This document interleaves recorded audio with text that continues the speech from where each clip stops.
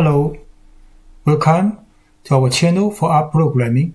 This video will talk briefly about our online training course for basic programming on our website rdatacode.com.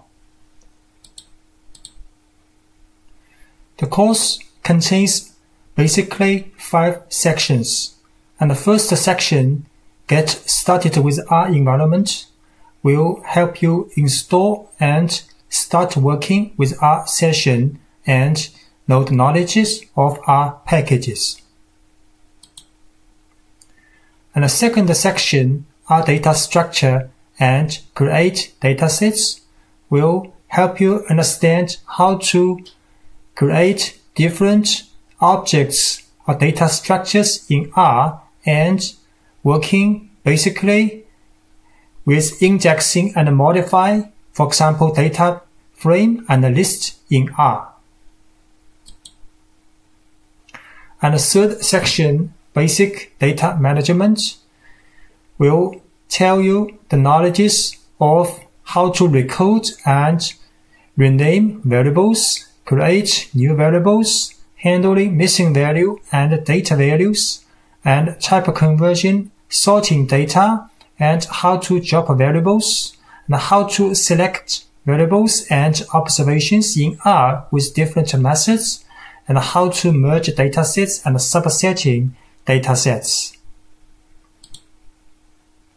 And the fourth section, called Intermediate Data Management, will tell you about mathematical functions, statistical functions, and probability functions, character functions in R. We will also tell you how to use apply functions and control flow, and how to create your own functions in R, and how to transpose data, aggregate data, and how to run descriptive statistics in R with different packages, and table function families and data reshaping in R. Section 5 is for R data visualization, mainly using ggplot2 package.